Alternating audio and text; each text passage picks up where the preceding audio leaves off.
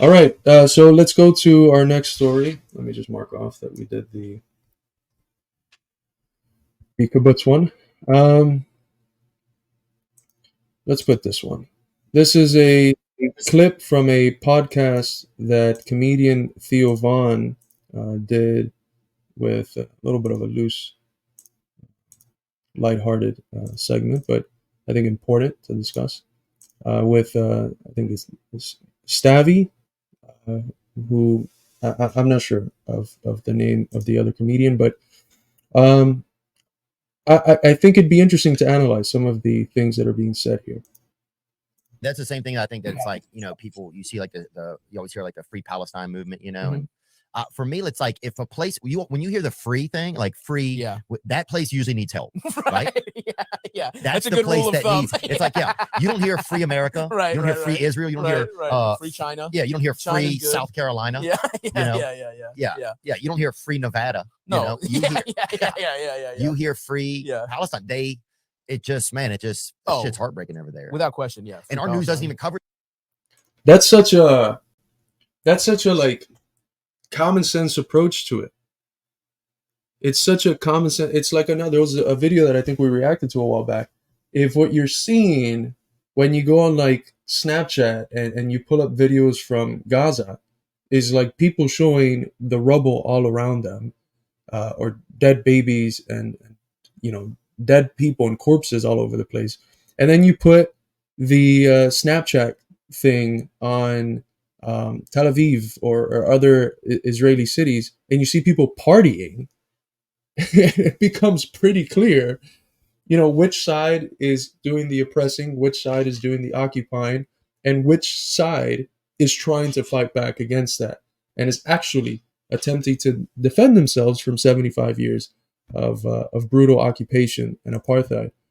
And it's the same thing here. Like, free Palestine. What that gives you the answer to the question that most people ask themselves on October 7th, which is, why did this happen? That's why, every Zionist wants to start the conversation on October 7th. They never allow you to contextualize it. And if you try to, they're always going to go back to October 7th. They try to always divorce the fact from the factors that allowed that fact to be a fact.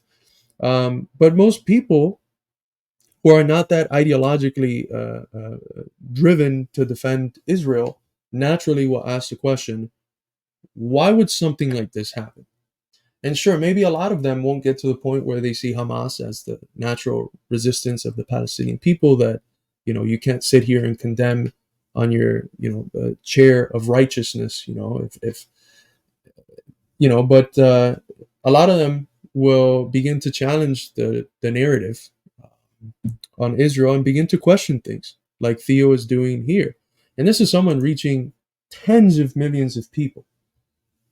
So Cover it fairly either. No, it's absolutely not at all. I mean, no one is for terror, and it's like when you point out that the people in Gaza have been under military occupation with like not. You mean oppressed people don't have raves next to a concentration camp? Yeah, not usually. You didn't see the Algerians doing raves next to concentration camps.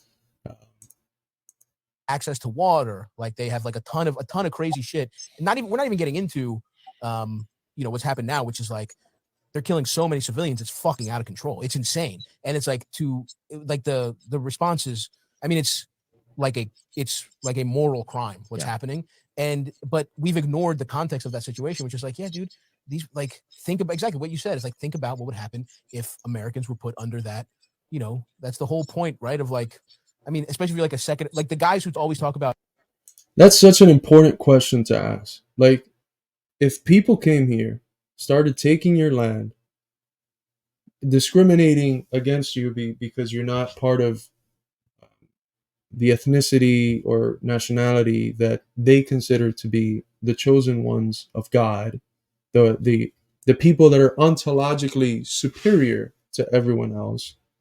And that's, if you want to get to the core of it, that's what racism is. If you go back to MLK speeches, he says he has a phrase where he prefaces it by saying, "Excuse me for getting too philosophical, but the essence of racism is the consideration that a people is inferior than another on an ontological basis, on the basis of their very being, not because of their environment, not because of culture, on the basis of their very being."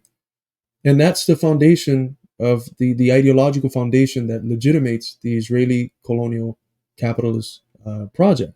The idea that the Jewish people are a chosen people, and they already, you have the ontological implication that they're superior to everyone else, and that everyone else is inferior. That's racism. I mean, there's really no way around it. Jake Scott says Theo Von is such a good touch point for some people coming into class consciousness sometimes. Absolutely, he's got that one clip challenging, some of the bullshit like middle class radicalism, where it's not a clip, it's a stand up where he has a joke where he talks to his black friend, and he's like, the black friend says something about you took everything from me, you stole from me, or something, and he says, "You think I would do that to you and move next door?" And I'm doing 3 tank tops in the winter, and it's a good ground for solidarity across different racial parts of the working class. I have a gun in case the government were to fucking, like, that's happening to those people. Right. They have no right. Like they're like, it's crazy the situation over there. And what I was going to say here, it's like, if you pitch it in like the American context, like, what if they did this to you? What do you think would happen if something akin to what's been done to the Palestinian people happened here? A lot of the same people who might today be fooled into calling Hamas terrorist and standing with Israel, perhaps would be the first ones grabbing arms to fight back. So right now it's like hospitals are getting bombed. It's like, yeah, and if your army is such a talented army as Israel has, right? Yeah. Why don't they send people in, especially if you already control the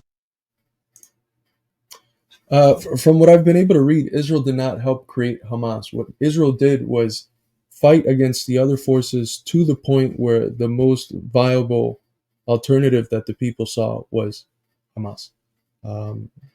So if you want to think about that in terms of Israel created Hamas, you could definitely say that Israel played a role in Hamas being the resistance that the Palestinian people, or at least in Gaza, were left to support, as opposed to other alternatives, or because of the battles that Israel waged upon the other alternatives. But it's not fair to say that Israel created Hamas in the same way that, like, the U.S. created the Mujahideen or something. That's, I believe, incorrect to say. Area. I mean, you're telling me you can't, I would rather have our Navy SEALs go in yeah, absolutely, and do the job in an effective manner, efficient. I know. There's no way. That's the thing. It's against there it gets stupid.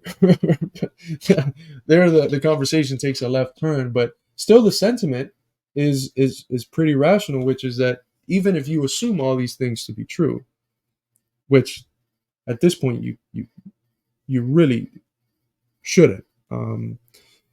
The Israeli propaganda is amongst the worst humanity has ever seen. But even if you assume this to be true, it's a rational and proportional retaliation what they're doing. And I don't think any rational person would come to the conclusion that it is. So remember, this is something that we have to repeat all the time. But we're engaged in 2 races. The first race is for a ceasefire to stop the ongoing genocide of the people of Gaza. And then the second race is the longer race, the anti-colonial struggle against the apartheid state of Israel, and for the establishment of a secular state where Palestinian Jews and Christians and Muslims can live together in peace, as was the case before. So that's Theo Von and Stavvy, I believe is his name. My apologies if I'm getting that